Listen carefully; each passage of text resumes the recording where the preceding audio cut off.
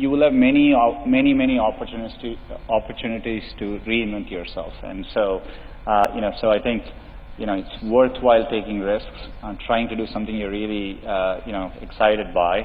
And if the first attempt you don't do it, you can try again, and things tend to work out in the long run. In Silicon Valley, part of the reason so many people start up a company is, starting up a company and even having failed, you can wear it like a badge of honor, right? And I think that's important.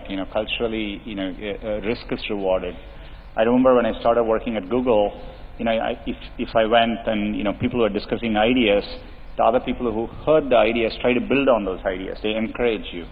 So it's a culture of optimism. It's a culture of risk-taking, and I think that's really important. I would actually encourage all of you, if at some point in your life, you have to work with people where you feel a bit insecure, right? That's essential, because that means you're working with people who are better than you and who are pushing you, right? And so I always encourage, if you actually feel very secure in what you do, that means you're doing something comfortable and you're not pushing yourself. When I see entrepreneurs here, they seem no different to me than the kind of people I meet in the Valley. So intrinsically, I think India can do the same kinds of things.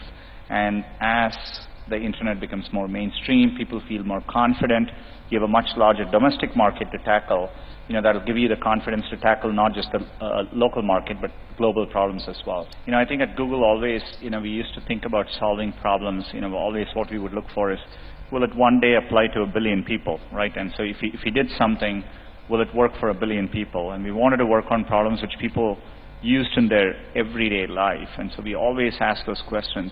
So everything we did, when we worked on even simple things like, at the time, Google Books, the approach was, what if we could scan all the books in the world and bring them online? And so there was an inherent assumption of scale in everything we thought, and so that really helped shape my thinking. If you look at the scale of Google, to do something, to do a product well, building the product is only one aspect of it, right?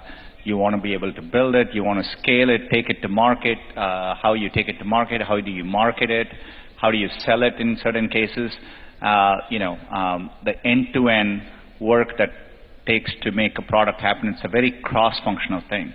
So we hire people from all kinds of backgrounds. There are language majors at Google, people who have done history, people who have done business, commerce, and engineering. So I'm confident. In fact, a majority of people at Google probably don't have computer science as an undergrad background overall. So follow your dreams, and you can work wherever you want.